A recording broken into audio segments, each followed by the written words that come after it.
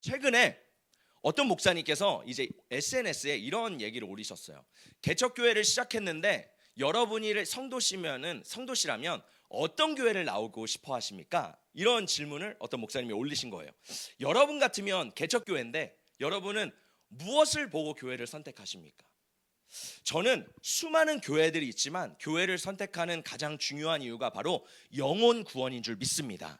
여러 가지 프로그램들, 여러 가지 잘된 시스템, 교회 안에 충분히 많은 것들이 있습니다. 또 그걸 통해서 우리가 구원을 받을 수 있고 예수님을 만날 수 있는 여러 가지 요소들이 있죠. 그러나 가장 교회에서 중요한 것은 바로 영혼 구원인 줄 믿습니다. 저는 우리 교회가 영혼 구원에 집중하고 우리가 정말 끝까지 영혼의 때를 위하여 그 하나님의 나라를 입성하기 위하여 끝까지 깨어서 살아서 그 길을 가는 저와 여러분이 되시기를 예수님의 이름으로 축복합니다. 자, 그럼 여러분에게 한번 질문해 볼게요. 여러분이 만약에 지금 죽으신다면 여러분은 천국에 가시겠습니까? 지옥에 가시겠습니까? 한번 마음으로 생각해 보세요. 세상에 수많은 사람들이 이 복음의 진리를 모른 채 흥청망청 살아가고 있습니다. 오늘 이제 불금이잖아요. 불타는 금요일. 아마 여기 청년들도 몇 분 나오셨는데 친구들 보면은 친구들은 이제 집에서 치킨 시켜서 영화를 보거나 그동안 일주일 동안 쌓았던 모든 스트레스를 풀고 가족과 함께 시간을 보내거나 아니면 친구들을 만나서 흥청망청 막 놀 것입니다. 그런데 여러분은 이 중요한 금요일 밤, 이 피곤한 금요일 밤 왜 하필 여기에 나와서 이렇게 예배를 드리십니까? 그 이유는 바로 우리가 영혼 구원을 받기 위해서인 줄 믿습니다. 여러분, 우리가 온 천하를 얻어도요 우리의 생명을 얻지 못하면 아무 소용이 없는 거예요. 내가 아무리 많은 돈을 벌고 아무리 많은 명예와 지식을 소유한다고 할지라도 내가 나의 영혼이 죽어서 지옥에 간다라고 하면 우리는 아무 소용이 없는 것입니다. 저도요 세상적으로 잘난 사람입니다.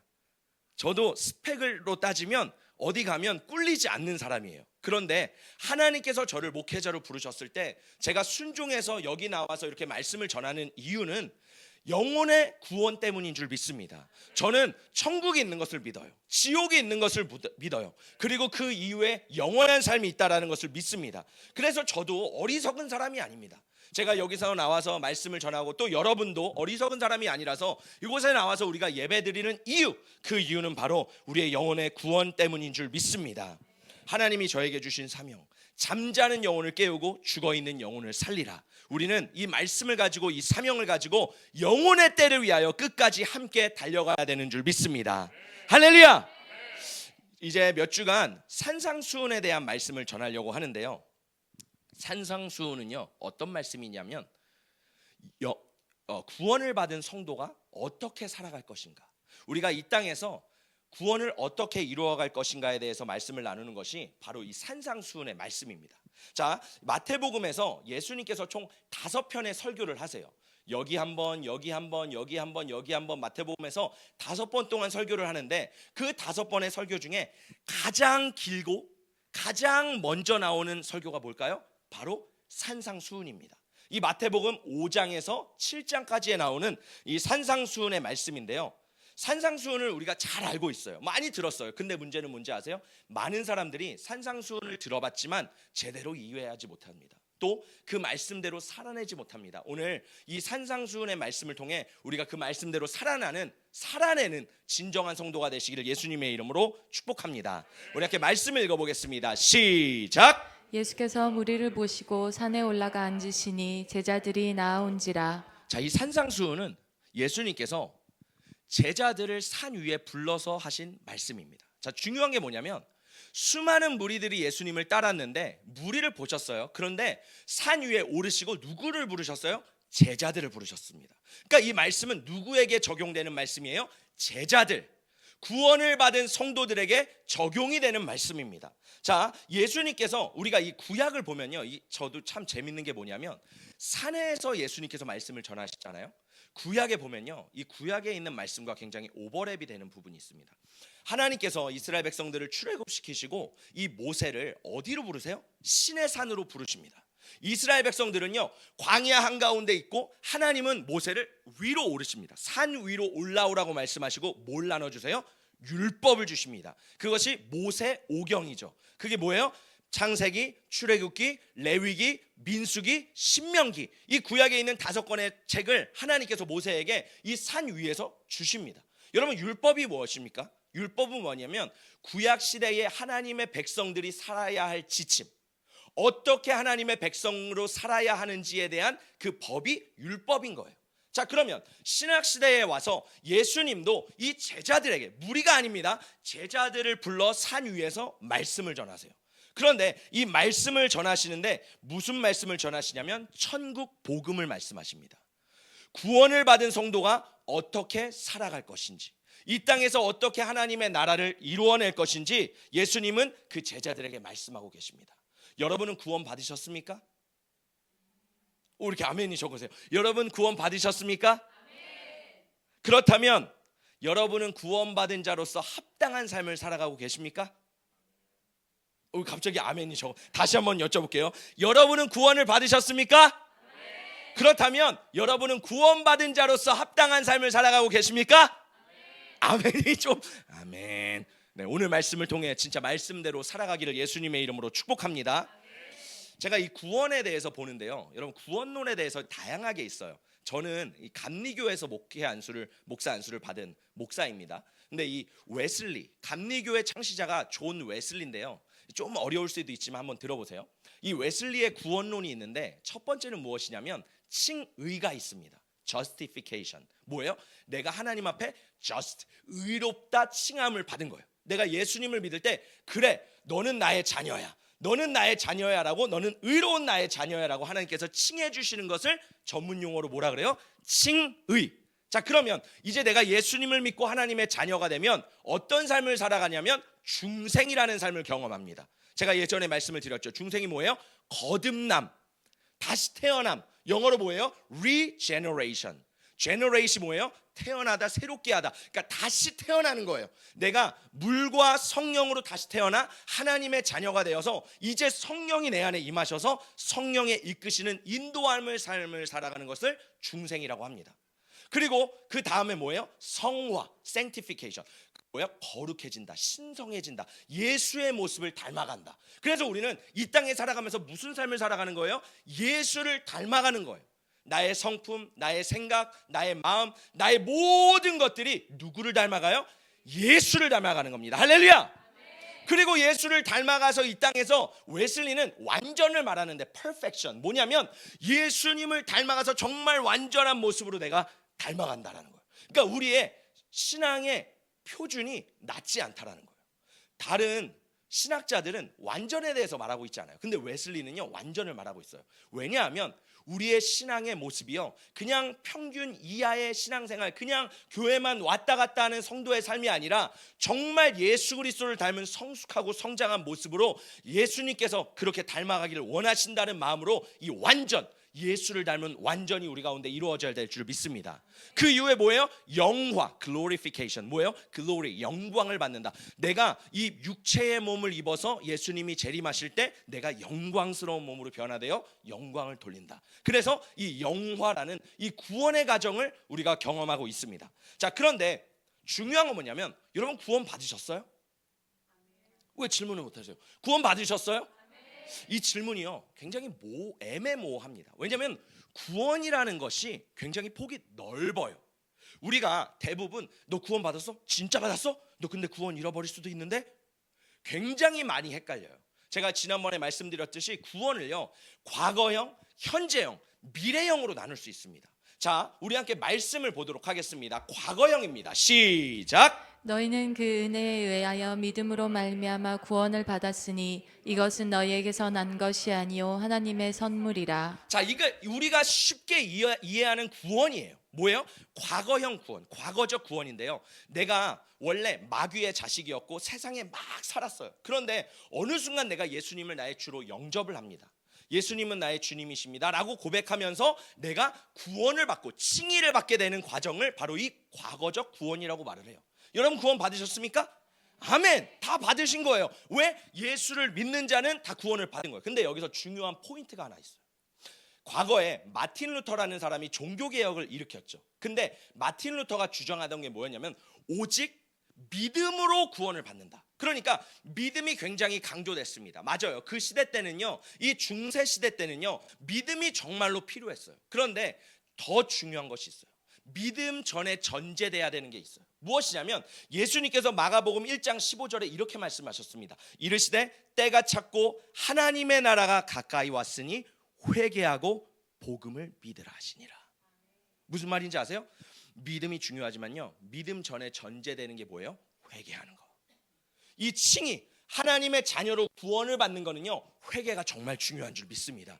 내가 회개하고 하나님 앞에 주님 나는 죄인입니다, 나의 모든 죄를 용서해 주세요 라고 하나님 앞에 그렇게 고백하고 주님은 나의 주인이십니다 라고 고백할 때 예수님께서 우리 안에 오셔서 나의 왕이 되시고 나의 주인 되시는 삶, 그것이 내가 과거적 구원을 이루어낸 그 구원인 줄 믿습니다. 자, 그러면 이 현재적 구원이 있는데 이거는 오늘 메인이니까 미래적부터 보도록 하겠습니다. 우리 다음 말씀 읽어보겠습니다. 시작. 주께서 나를 모든 악한 일에서 건져내시고 또 그의 천국에 들어가도록 구원하시리니 그에게 영광이 세세 무궁토록 있을지어다. 아멘. 아멘. 이것은 미래적인 구원이에요. 우리가 이 철로 역정 보셨죠? 철로 역정 보면 크리스찬이라는 주인공이 이제 예수님을 믿고 끝 철로의 역정들을 그런 journey, 그런 여정들을 밟아갑니다. 그러면서 결국 하늘에 오르죠. 천국에 가는 거죠. 그것처럼 이 말씀은 뭐냐면 그의 천국에 들어가도록 구원하시니, 우리가 미래에 예수님을 믿은 사람들 끝까지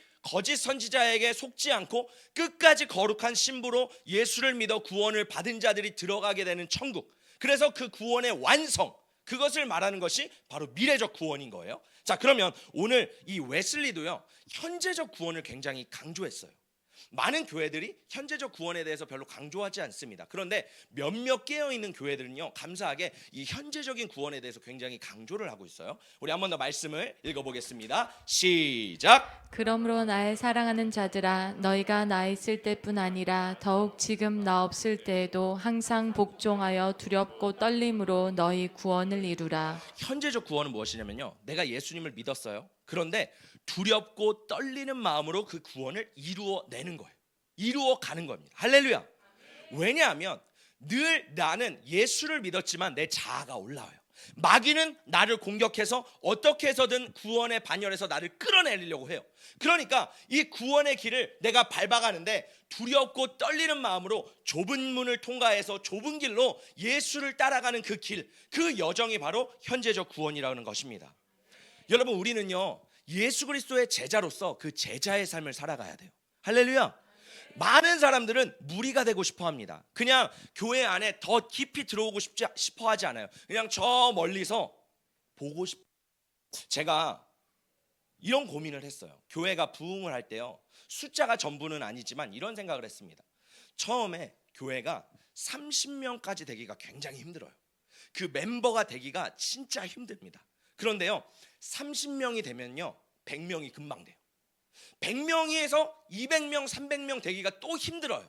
그런데요, 조금 100명에서요 또 200명, 300명은 금방 됩니다. 그러니까 이게 숫자가, 저도 교회들을 이렇게 많이 보면, 부흥하는 교회들을 보면 숫자가 껑충 뛰는 걸 볼 수 있어요. 왜 그러냐면 제자와 무리가 나뉜다는 거예요. 여러분은 제자들이세요. 할렐루야. 왜?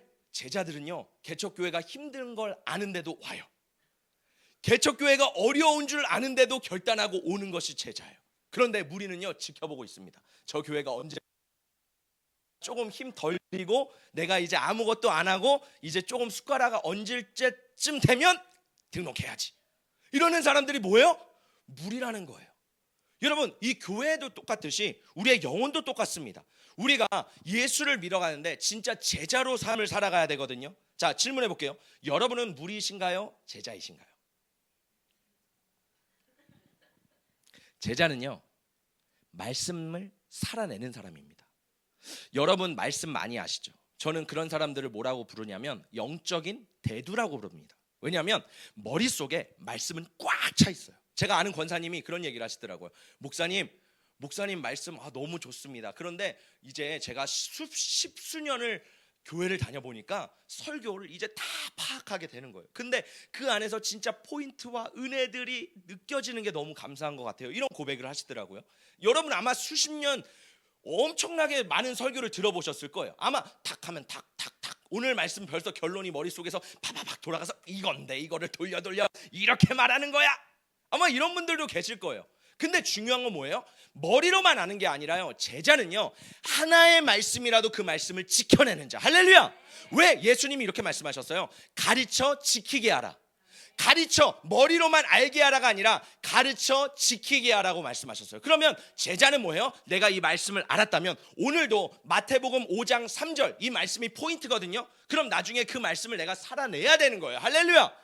그게 진정한 제자라는 거예요. 나 예수님 믿어요, 나 교회 다녀요, 아무리 그렇게 말해도 내 삶에 말씀을 지켜낸 흔적, 말씀대로 살아낸 흔적이 없다라고 한다면 예수님은 아마 여러분을 보고 누구세요?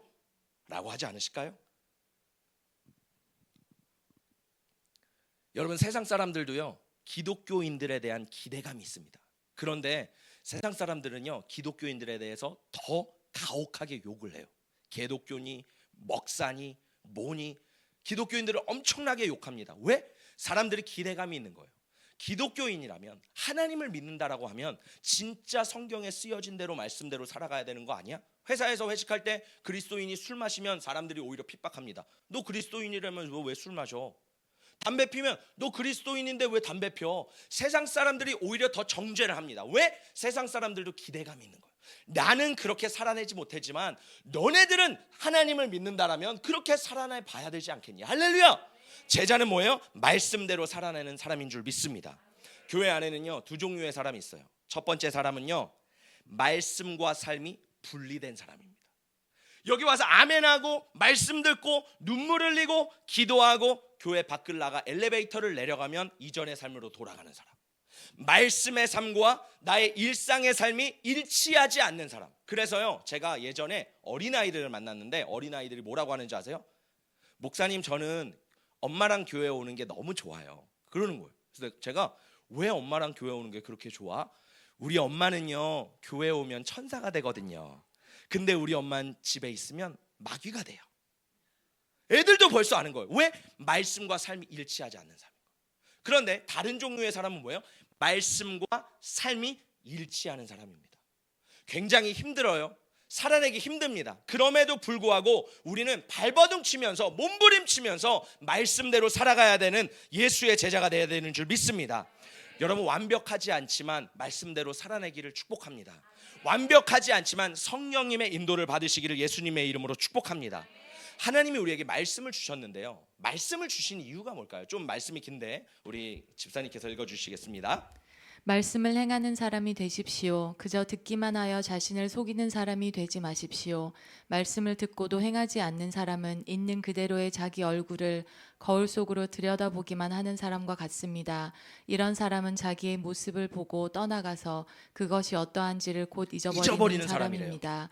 그러나 완전한 율법, 곧 자유를 주는 율법을 잘 살피고 끊임없이 그대로 사는 사람은 율법을 듣고서 잊어버리는 사람이 아니라 그것을 실행하는 사람인 것입니다. 이런 사람은 그가 행한 일에 복을 받을 것입니다. 아멘. 여러분, 뭐예요? 말씀을 행하는 사람이 되십시오. 할렐루야. 여러분, 말씀은 뭔지 아세요? 우리의 거울이에요. 여기 말씀에 보니까 말씀은요 자기 얼굴을 거울 속으로 들여보게 하는 거예요. 근데 많은 사람들이요 말씀을 통해 자기 얼굴을 보기는 합니다. 최근에 얼마 전에 며칠 전에 그저께인가요? 저희가 이제 저녁을 먹고 있는데 저희 둘째 딸이 말을 아직 못해요. 아직 이제 옹알이를 조금만 약간 문장을 이제 만들려고 하고 있어요. 그런데 갑자기 식사를 하고 있는 저한테 손을 가리치더니 이러는 거예요.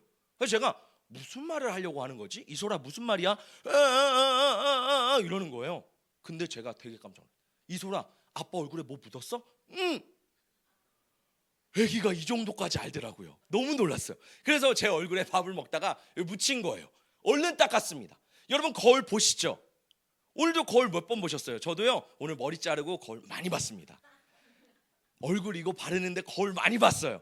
그리고 머리 또 만지느라 거울 많이 봤어요. 왜? 잘 나와야 되니까. 여러분도 거울 많이 보셨죠? 근데 뭔지 아세요? 우리 크리스천들이요 말씀이 거울이에요. 나의 삶을 비춰준단 말이에요. 그런데 말씀을 거울과 같이 내 말씀을 보는데 뭐예요? 듣고 속이는 자예요. 말씀대로 내 추악함과 내 죄악과 나의 더러움을 보는데 그것을 일부러 보지 않습니다. 많은 사람들이요, 자기 자신을 보고 싶어 하지 않아요. 자기가 얼마나 추악하고 더러운지 보고 싶어 하지 않아요. 그러니까 포장합니다. 꾸며냅니다. 예쁜 옷을 입고 화장을 하고 나는 괜찮은 사람, 나는 예의 있는 사람이야, 나는 모범적인 사람이야, 늘 사람들 앞에 잘 보이려고 합니다. 그런데 모든 사람은 성경이 뭐라 그래요? 죄인이라고 말을 하고 있어요. 성경의 말씀에 비추어 나의 죄를 발견하는 자가 지혜로운 자인 줄 믿습니다. 나를 발견하고 깨달아서 고쳐야 돼요. 하나님께서 우리에게 말씀을 주신 이유는 뭐예요? 남의 티를 보는 것이 아니라 너의 들보나 봐라. 할렐루야. 오늘 말씀을 들을 때요, 이건 저 사람 들어야 되는데, 이거 저 집사가 들어야 되는데, 이게 아니라요, 따라합니다. 이 말씀은 나에게 주신 말씀이다. 나의 거울이다. 오늘 말씀을 통해 회개가 일어나기를 예수님의 이름으로 축복합니다. 자, 이제 예수님께서 이 산상수훈을 말씀하시는데 그 마태복음 5장에서 7장까지 수많은 설교들이 있어요. 수많은 주제들이 있는데 그 중에 첫 번째 주제가 뭐냐면 팔복입니다. 자, 팔복의 첫 번째 복인데 우리 복을 함께 읽어보도록 하겠습니다. 시작. 심령이 가난한 자는 복이 있나니 천국이 그들의 것임이요. 예수님은 심령이 가난한 자가 복이 있다고 말씀하셨어요. 여기서 말하는 가난이 뭘까요? 여기서 이 가난은 푸토코스라는 말인데요. 미국에 가면, 제가 미국에 살았었잖아요. 저희 학교를 나가면 식당 거리가 쫙 있습니다. 정말 맛있는 음식점이 많아요. 근데 그 거리가요, 밤에는 굉장히 위험합니다. 왜냐하면 홈레스들이 있어요.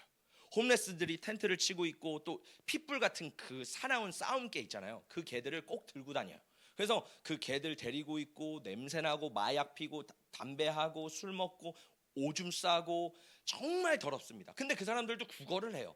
뭐 예를 들어 세이프웨이나 여러 가지 이제 마트들이 있으면 그 마트 앞에서 이 홈레스들이 돈을 달라고 이렇게 말을 해요.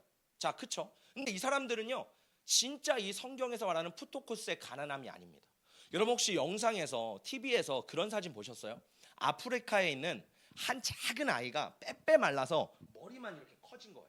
그리고 배만 볼록 나온 거예요. 근데 얘는요, 손을 들 힘도 없어요. 그냥 얘가 쭈그려 앉아 있는데 옆에 독수리가 있는 모습 보셨어요?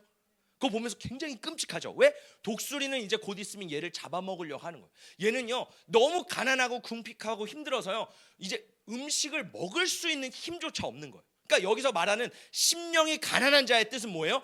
그 아프리카 한 아이와 같이 정말 아무것도 할 수 없는 존재, 정말 아무것도 의지할 수 없는 존재, 정말 공허하고 비어있고 아무것도 할 수 없는 철저하게 무방비인 상태를 말을 하고 있습니다. 여러분, 우리의 마음이 가난하십니까요? 여러분의 심령이 가난하신가요? 여러분의 마음이 비어 계신가요? 여러분의 마음이 절박하신가요? 현대인들은요, 요즘 시대는요, 절박하지 않습니다. 다 풍족해요. 요즘 아이들을요, 다음 세대를 하면요, 교사들이 이런 얘기를 합니다. 목사님, 옛날에는요, 이 녀석들이 맛있는 것만 사준다 그러면 교회에 왔는데 이제는 먹을 걸로도 안 됩니다. 그리고 애들이 원하는 수준이 높아졌어요. 뭐 선물해줄까? 아이패드요. 뭐 선물해줄까? 아이폰이요. 애들의 수준이 높아서 교회에서 그걸 맞춰줄 수가 없어요. 우리의 수준은 어떨까요? 어른들도 마찬가지입니다. 굉장히 수준이 많이 높아졌어요. 자, 그런데 중요한 건 뭐냐면 예수님은 우리의 마음이 가난해져야 된다는 거예요.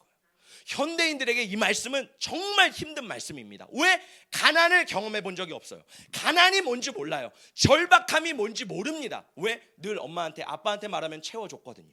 늘 내가 필요하면 나가서 살 수 있거든요. 우리나라 너무나도 좋습니다. 제가 해외 많은 나라를 가보지만 우리나라만큼 잘 돼 있는 나라가 없어요. 배달의 민족 잘 돼 있죠. 뭐 사고 싶으면 다 살 수 있죠. 물이 부족하나요? 뭐가 부족하나요? 하나도 부족한 게 없습니다. 우리는 다 풍족해요. 그러나 예수님 말씀하십니다. 가난해야 돼. 심령이 가난해야 돼. 할렐루야. 심령이 가난해야 되는 줄 믿습니다. 근데 예수님은요, 심령이 가난한 사람이 복이 있대요. 우리가 말하는 복과 정반대죠. 우리가 말하는 복은 뭐예요? 좋은 회사, 좋은 직장, 좋은 학교, 좋은 집, 좋은 부동산, 또 뭐가 있어요? 좋은 것들을 우리는 다 갖고 싶어요. 근데 예수님 뭐래요? 아니야. 그것보다 더 중요한 게 있어. 그게 뭐야? 우리의 심령이 가난한 것인 줄 믿습니다. 여러분, 신앙은요, 독립선언이 아니라요, 의존 선언이에요. 이 말씀의 깊이를 아세요? 우리는요 독립하길 원해요. 그게 인간의 죄성이거든요. 내 노력으로 자수성가한 사람들이 특히 이래요. 누구의 힘을 빌리려고 하지 않습니다. 내 자존심이 있어요. 내가 성공했던 그 습관이 있어서요 남을 의지하지 않아요. 그러니까요 내가 스스로 독립해서 살아가길 원해요. 모든 사람들이 그렇습니다. 근데 신앙은 뭐예요? 독립선언이 아니에요. 내가 의존 선언이에요. 누구에게? 예수에게 의존하는 거예요. 예수에게 맡기는 겁니다. 할렐루야. 내가 있는 것들을 내려놓고 주님 나는 할 수 없습니다. 나는 가난합니다. 나는 부족합니다. 나는 연약합니다. 도와주세요. 할렐루야. 이것이 뭐예요? 신앙이라는 거예요. 이것이 심령이 가난한 자라는 줄 믿습니다. 그래서 말하잖아요. 여호와는 나의 목자시니 내게 부족함이 없으리로. 양은요 아무것도 할 수 없어요. 부족하고요 넘어지고요 쉽게 잡아먹힙니다. 근데 양은 누구를 따라가요? 목자. 우리는 뭐예요? 예수 그리스도를 의지해야 되는 줄 믿습니다. 자, 그렇다면 왜 예수님은 심령이 가난해야 된다라고 말씀하실까요? 말씀을 읽어볼 건데요. 우리 집사님께서 읽어주시겠습니다. 시작. 주님의 말씀이시다. 나의 손이 이 모든 것을 지었으며 이 모든 것이 나의 것이다. 겸손한 사람, 회개하는 사람, 나를 경외하고 복종하는 사람, 바로 이런 사람을 내가 좋아한다. 소를 죽여 제물을 바치는 자는 사람을 제물로 바치는 자와 같다. 양을 잡아 희생 제물로 바치는 자는 개의 목을 부러뜨리는 자와 같다. 부어드리는 제물을 바치는 자는 돼지의 피를 바치는 자와 같다. 분향을 드리는 자는 우상을 찬미하는 자와 같다. 이러한 제사장들은 나의 뜻을 묻지 않고 제 뜻대로 한 자들이다. 오히려 가증한 우상 숭배를 즐겼다. 가증한 우상들을 진정으로 좋아하였다. 그러기에 나도 나의 뜻대로 그들을 혹독하게 다루어 그들이 겁내는 것을 그들에게 들이닥치게 하겠다. 내가 그렇게 불렀으나 그들이 응답하지 않았으며 내가 그렇게 말하였으나 그들이 듣지 않았으며 오히려 내가 보는 데서 악한 일을 하며 내가 좋아하지 않는 일을 골라 하였기 때문이다. 아멘. 하나님은 어떤 사람을 좋아하신대요? 겸손한 사람, 회개하는 사람, 하나님을 경외하고 복종하는 사람, 바로 이런 사람들을 하나님은 좋아하신대요. 그러면 여러분은 이런 사람인가요? 수많은 사람들이 하나님이 기뻐하지 않는 삶을 살아갑니다. 그리스도인들도 마찬가지예요. 모양은 있어요. 경건의 모양은 있지만 경건의 능력이 없어요. 내 겉모습은 그럴듯한데 속은 더럽습니다. 그것이 바로 우리들의 모습이에요. 여러분 세상 사람들 보세요. 난 착한 사람이야. 난 의로운 사람이야. 나 정도면 법이 없어도 지킬 수 있어. 그런 사람들이 수도 없이 많습니다. 예수가 왜 필요해? 하나님이 왜 필요해? 나 이렇게 잘 살고 나 착한데? 이렇게 착하게 살면 좋은 데 가는 거 아니야? 세상 사람들은 하나님을 모릅니다. 예수를 필요로 하지 않아요. 죄인이라고 하면요 기분 나빠합니다. 내가 왜 죄인이야? 나 이렇게 열심히 살았는데. 그런데요 교회 안에서도 그런 사람들이 있어요. 특히 모태신앙들, 못된 신앙이라고 하죠. 제가 제자 훈련을 했는데요 이 못된 신앙들이 굉장히 많습니다. 어떤 성도님을 제자 훈련을 했는데 제가 그 성도님에게 숙제가 있었어요. 제자 훈련의 숙제가 있었어요. 뭐냐면 내가 살아오면서 지었던 모든 죄를 적어서 고백하는 거예요. 쉽지 않아요. 저도 쉽지 않고 아마 여기 있는 분들도 쉽지 않을 거예요. 근데 이 모태신앙 형제분이 한 분 계셨어요. 이 집사님이 계신데 이 집사님이 저는 좀 어른들한테 하더라도 가혹하거든요. 강력하게 하거든요. 그래서 이 숙제를 다음 주까지 하겠습니다. 다음 주까지 잘 써주세요 했는데 안 해온 거예요. 절반이 안 해온 거예요. 그래서 제가 이게 왜 이러지? 좀 이상하다. 이번 반이 좀 기합이 빠졌네. 좀 이런 생각을 가진 거예요. 그래서 제가 한 번 더 기회를 드릴 테니까 다음 주까지 나의 복음을 써오세요. 이렇게 말씀을 드렸어요. 그런데요, 그 다음 날 평일날 저한테 전화가 온 거예요. 화가 난 목소리로 목사님, 저는 죄가 없는데 왜 자꾸 죄를 쓰라고 하십니까? 목사님 그만 좀 하세요. 목사님 아마 나이가 어려서 모르시겠지만 목사님 인생을 살아보다 보면 다 이런 것도 있는 겁니다 하면서 저를 비하하시더라고요. 그래서 제가 그러세요 집사님? 알겠습니다. 그래도 쓰셔야 돼요. 안 그러면 아웃입니다. 제가 이 제자 훈련을 끝낼 거를 결단하고 말씀을 드린 거거든요. 저는요 이거 안 해도 돼요. 저 욕 먹어도 됩니다. 그런데요 저는 집사님이 변화되기를 원합니다. 그렇게 하고 전화를 끊었어요. 근데요 이 집사님이 그 다음 주에 오신 거예요. 처음에 얼굴을 못 들어요. 그러더니 이제 형제님 읽어보세요 라고 했더니 손을 부들부들 떨면서 읽기 시작하는 거예요. 죄가 있어요. 왜 없어요? 엄청난 죄들이 쏟아져 나옵니다. 우리는 어때요? 죄를 감추길 원해요. 나 죄 없어. 나 괜찮아. 나 모태신앙이잖아. 나 의로운 사람이야. 내가 회개할 이유가 뭐가 있어? 나 신앙생활이 수십 년이야. 목사님보다 더 오래 했어요. 아마 이런 분들도 계실 거예요. 근데 여러분, 하나님이 기뻐하시는 어떤 마음이에요? 회개하는 사람, 할렐루야. 겸손한 사람, 할렐루야. 하나님을 경외하고 복종하는 사람인 줄 믿습니다. 교회 안에서도 마찬가지예요. 나 주일 성수했어요. 11조 했어요. 헌금했어요. 성경 읽어요. 기도해요. 나 봉사해요. 구제해요. 우리 다 합니다. 매일 나와서 기도해요. 그런데 중요한 건 뭐예요? 회개가 빠진 기도는 아무것도 아니라는 거예요. 하나님이 기뻐하시는 기도는 뭐예요? 애통하는 심령, 가난한 심령, 주님 앞에 부르짖는 심령. 하나님은 그 마음을 원하시는 줄 믿습니다. 여러분 안에 그 마음이 없다면 오늘 밤 구하세요. 하나님, 나에게 가난한 심령을 허락하여 주시옵소서. 애통하는 마음을 허락하여 주시옵소서. 여러분, 설교를 들어도요, 굉장히 뻔뻔한 사람들이 있습니다. 뻔뻔하게 말씀 듣고요, 뻔뻔하게 기도하고요, 집에 가요. 그런 사람들이 굉장히 물론 우리 교회는 한 명도 없으세요. 안심하세요. 다들 마음이 이러신 것 같아요. 우리 교회는 아무도 없습니다. 근데요, 굉장히 뻔뻔한 사람들이 있습니다. 제가 다음 세대를 담당했을 때 말씀을 전하는데요, 참 재밌는 게 있어요. 아이들을 향해서 전달하는 말씀이잖아요. 그런데 어떤 교사들은요, 그 말씀을 듣고요, 은혜를 받아요. 어떤 교사는요, 그 말씀을 듣고요, 삶이 변화가 됩니다. 애들의 말씀인데 그 말씀을 듣는 순수함과 겸손함이 있으신 분들이에요. 저는 그런 분들을 굉장히 높이 사고 존경합니다. 반대로요, 어떤 분들은요, 뒤에서요, 팔짱 끼고 다리 꼬고 이렇게 있어요. 진짜 이러고 있어요. 제가 말씀 전하는데 뒤에서 이러고 있는 분들이 계세요. 저는 못 참습니다. 다리 푸세요. 팔짱 푸세요. 진짜 이렇게 듣고요, 고개도 이렇게 듣습니다. 그리고 말씀 끝나면 나가버려요. 이런 분들이 굉장히 많아요. 왜요? 뻔뻔한 자들, 하나님의 말씀에 겸손하지 못한 자들. 우리의 마음이 주님 앞에 겸손한 자, 어린아이와 같은 자가 되기를 예수님의 이름으로 축복합니다. 이 사람들을 뭐라 그래요? 교회 안에 있는 바리새인. 성경을 보면요, 바리새인들이 굉장히 많이 나옵니다. 저는 성경을 보면서 왜 이렇게 바리새인들이 많이 나오지? 왜 예수님은 바리새인과 이렇게 말씀을 많이 나누시고 싸우시지? 왜? 교회 안에 바리새인들이 있다라는 거예요. 나는 괜찮은 것 같아, 나는 진짜야 라고 하지만 어느 순간 내 안에 교만이 들어오고 어느 순간 나도 모르게 바리새인으로 바뀌는 우리의 모습이 있다라는 겁니다. 자, 우리 말씀을 함께 읽어보겠습니다. 시작. 화 있을 진저 외식하는 서기관들과 바리새인들이여, 잔과 대접의 겉은 깨끗이 하되 그 안에는 탐욕과 방탕으로 가득하게 하는도다. 눈먼 바리새인이여, 너는 먼저 안을 깨끗이 하라. 그리하면 겉도 깨끗하리라. 제가 최근에 어떤 식당을 갔는데 이런 얘기가 있더라고요. 우리 식당은 반찬을 재탕하지 않습니다. 여러분, 옛날에 논란이 있었죠. 식당에서요, 반찬을 재탕했습니다. 제가 받았던 반찬을 깨끗하게 똑같이 포장해서 그거를 재탕해서 쓰는 거예요. 많은 식당들이 아마 지금도 할 것 같아요. 근데 예수님은요, 바리새인을 뭐라 그래요? 겉과 속이 다른 사람. 겉은요, 포장을 잘합니다. 근데 마음은 죄로 재탕되어 있는 사람인 거예요. 여러분은 어떠십니까? 겉은 그럴싸하지만, 겉은 괜찮은 것 같지만 여러분의 속은 어떠시냐고요. 예수님은 그런 사람을 가르쳐 뭐라 그러세요? 바리새인이다. 속이 더러운 자다. 여러분, 겉과 속이 일치해야 되는 줄 믿습니다.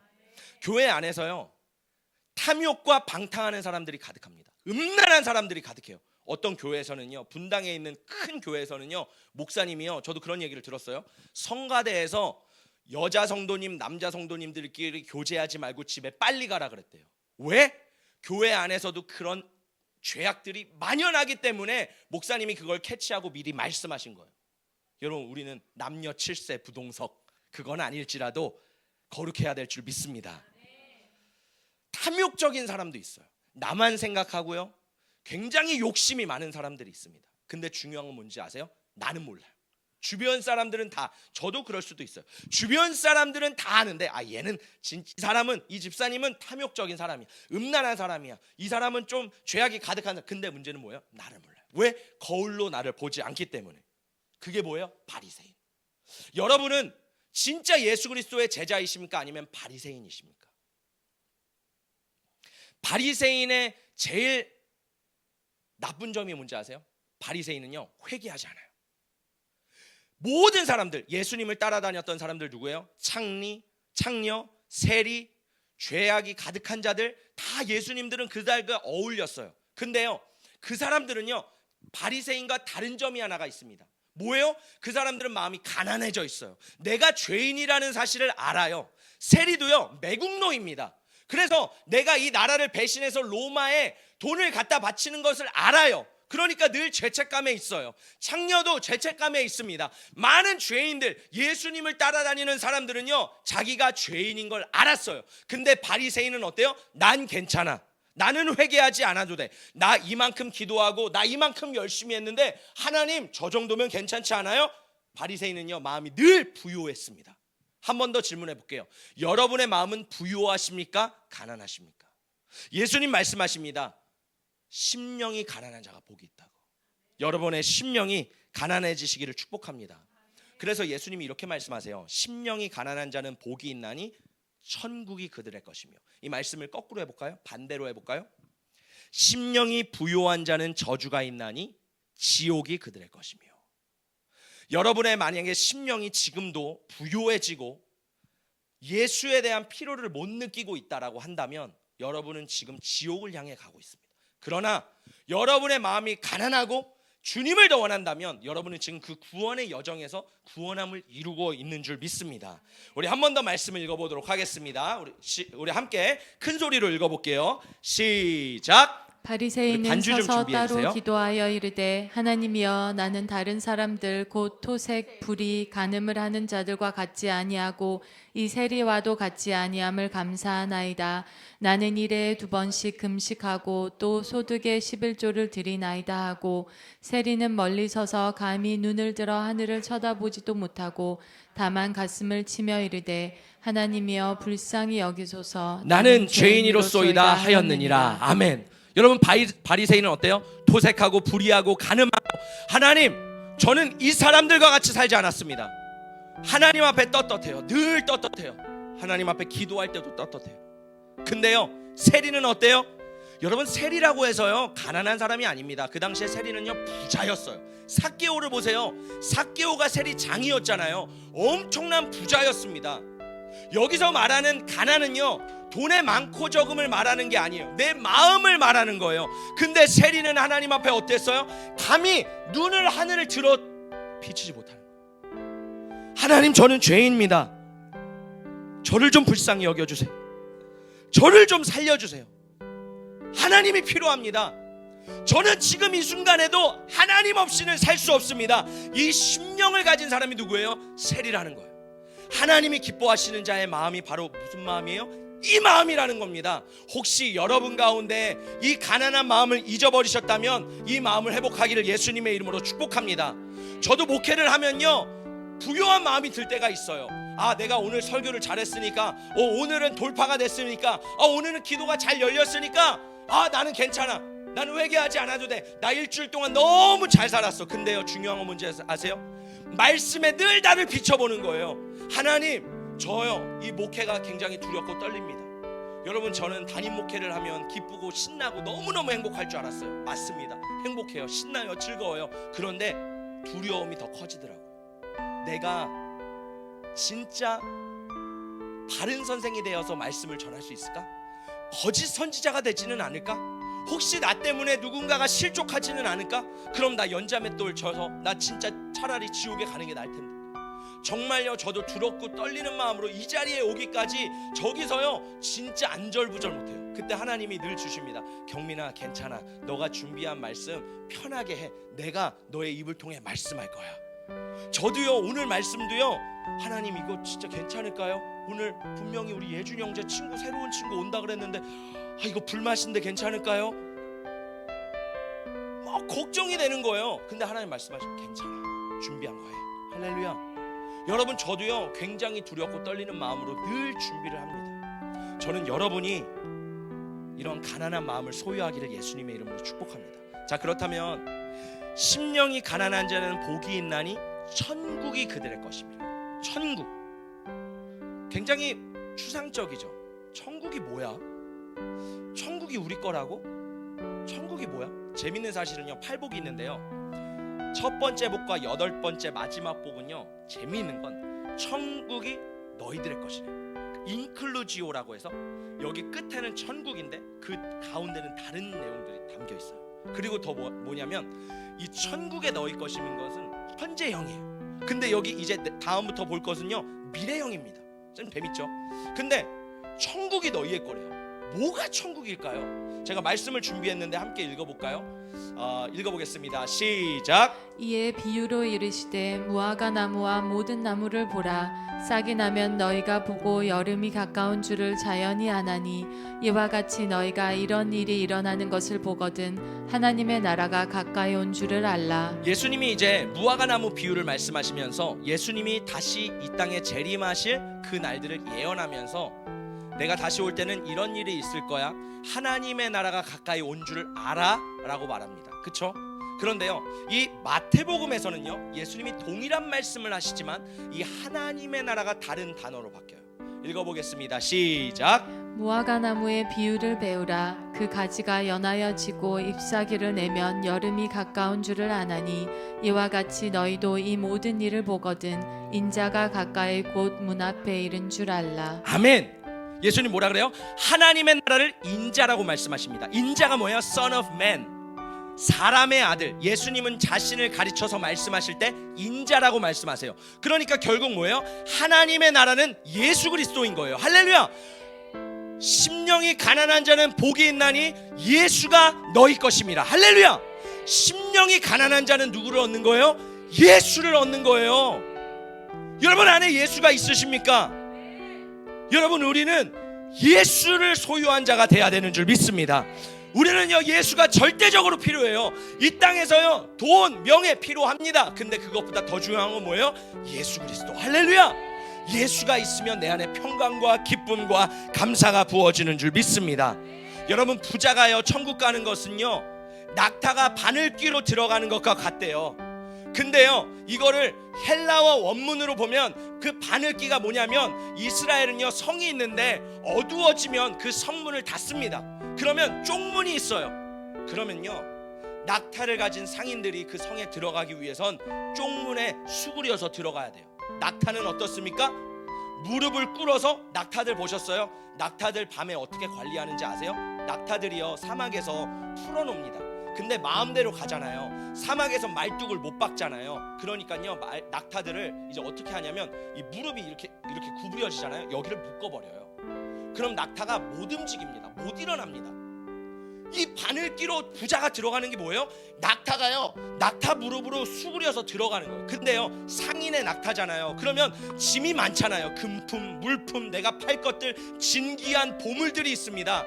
내 안에 가득 찬 것들이 있어요. 근데 천국에 들어가기 위해, 그 좁은 문에 들어가기 위해선 뭘 해야 돼요? 내 짐을 내려놔야 돼요. 내려놔야지만 그 좁은 문, 좁은 길을 통과하여 우리가 하나님 앞에 갈 수 있다는 것입니다. 할렐루야. 중요한 건 내 마음의 상태예요. 여러분에게 돈을 포기하라는 게 아니에요.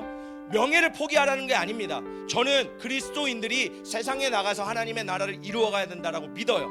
그래서 재정도 필요해요. 다 필요합니다. 근데 더 중요한 건 뭐예요? 내 마음에는 예수가 있어야 되는 거예요. 오직 예수가 있어야 되는 겁니다. 고린도후서 13장 5절, 제가 정말로 귀하게 여기는 말씀인데요, 너희는 믿음 안에 있는가 너희 자신을 시험하고 너희 자신을 확증하라. 예수 그리스도께서 너희 안에 계신 줄을 너희가 스스로 알지 못하느냐? 그렇지 않으면 너희는 버림받은 자니라. 여러분은 믿음 안에 있습니까? 예수 안에 있습니까? 여러분을 시험하세요. 확증하세요. 그리고 예수를 더 구하시기를 예수님의 이름으로 축복합니다. 여러분, 우리 안에 가난한 심령이 필요합니다. 우리의 부유한 마음을 내려놓고 가난한 심령을 가지시기를 예수님의 이름으로 축복합니다. 여러분의 부모, 자녀, 친척, 형제, 그들이 보이지 않나요? 수많은 사람들, 우리 가족들은 부유한 마음으로 지금 지옥을 향해 가고 있습니다. 그럼 우리는 어떻게 해요? 하나님, 내 영혼을 살려주세요. 두 번째, 하나님, 우리 가족의 영혼을 구원해 주세요. 우리 자녀의 영혼을 구원해 주세요. 할렐루야. 그렇게 하나님 앞에 울부짖으며 주님 앞에 가난한 심령으로 나아가는 저와 여러분 되시기를 예수님의 이름으로 축복합니다.